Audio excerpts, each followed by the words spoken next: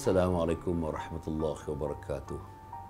Para penonton yang hormati sekalian, untuk mengingatkan para penonton, kita sedang membincangkan sebuah buku yang saya sendiri menjadi penulisnya.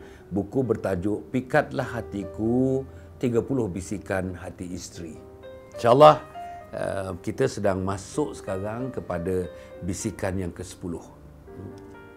Bisikan yang ke-10, wahai suamiku, adakala seringlah mengadakan perbincangan dengan aku terhadap sesuatu yang nak dilakukan.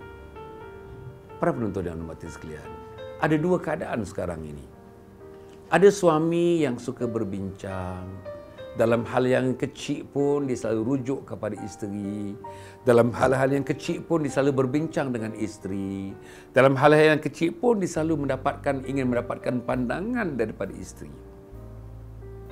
Ada satu lagi jenis suami yang ego sikit, suami yang biasanya lebih superior daripada isteri, kelulusannya lebih superior, pengalamannya lebih superior, umurnya lebih superior, kedudukan dalam masyarakatnya lebih superior, pengiktirafan orang lebih superior. Maka akibat daripada superiornya itunya, dibawa sampai ke rumah hingga kan dia tidak merasakan kepentingan untuk dia berbincang dengan isteri dalam hal-hal yang berkaitan dengan rumah tangga. Beli motoka, tak bincang dengan isteri. Bayang, motoka yang nak naik isteri, yang nak naik anak-anak, yang nak pergi shopping isteri, yang nak pergi kata orang bawa bersia-sia isteri, nak pergi melancong isteri. Kan biarlah isteri kita sama-sama memilih kereta apa yang dia hendak, jenis apa yang dia hendak, warna apa yang dia hendak, sisi yang macam mana dia hendak, buatan yang macam mana dia hendak, kan? Ini benda-benda yang macam ni. Kalau misalnya saudara membeli motoka misalnya, hanya pilihan seorang, saudara ada 5 orang anak bersama dengan isteri 6 orang. Dari masuk saudara sebagai suami 7 orang. Saudara hanya memikirkan diri saudara dengan mengenepikan 6 orang yang lain. Siapa 6 orang yang lain? Saya ulang balik. Anak 5 orang, isteri 6 orang. Kan cantik, kan cantik. Kita tinjau pendapat isteri, tinjau pendapat anak. Walaupun saya rasa isteri pun mengakui dan anak-anak mengakui, keputusan terakhir di tangan tuan-tuan sebagai suami. Keputusan terakhir di tangan tuan-tuan sebagai ayah. Keputusan terakhir di tangan tuan-tuan sebagai ketua keluarga. Tetapi kan elok, kan lebih baik, kan lebih murni, kan lebih matang, kan lebih, kata orang, kan lebih beradab untuk kita sama-sama, kata orang, meninjau pandangan pendapat.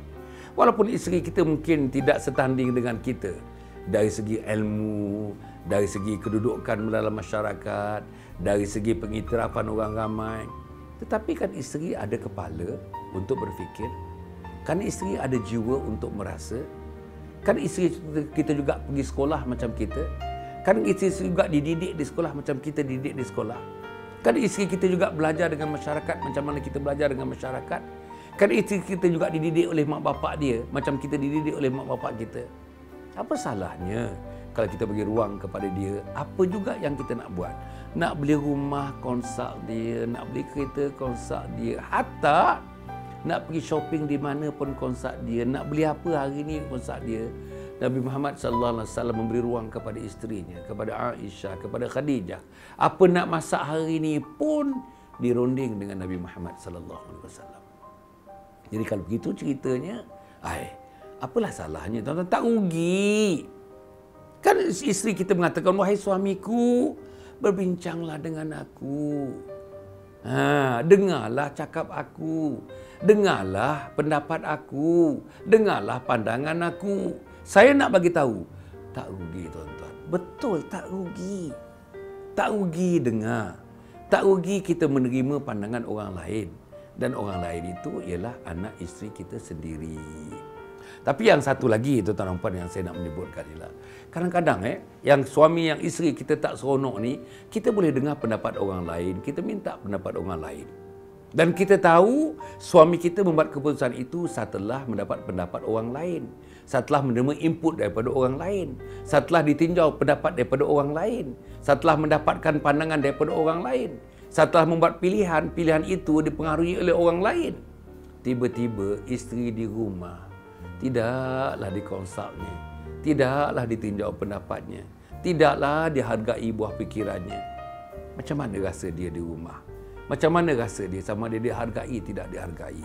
Maka oleh itu, tuan-tuan dan perempuan yang dihormati sekalian, dalam hal yang sedemikian, yang pertama yang patut dilakukan, sentiasa bijak mencari bahan untuk diperbualkan, untuk dibincangkan. Bincang. Cari bahan-bahan. Mesti satu hari itu bahan-bahan banyak, terutama bahan-bahan yang menjurus kepada membuat keputusan. Jangan buat keputusan seorang-seorang. Masih ada isteri, masih ada anak untuk ditanyakan pendapat mereka. Nombor dua, menyediakan waktu bagi berbual dan berbincang. Sediakan waktu. Masa dah balik, selepas makan, masa tengok-tengok TV, sebelum tidur.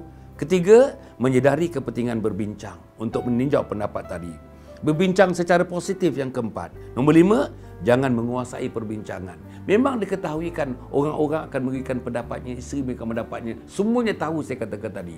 Keputusan akhir ialah kepada suami, keputusan akhir ialah kepada ketua keluarga. Untuk menggunakan strategi perbincangan yang betul, mengucapkan terima kasih kepada input-input yang diberikannya, dan semasa berbincang kita tidak kontrol, kita seorang yang kata kita betul, orang lain semuanya tak betul. Jika ini dapat dilakukan, insya-Allah tuan-tuan sedang berada dalam satu bahtera yang menuju ke pulau bahagia, insya-Allah. Wassalamualaikum warahmatullahi wabarakatuh.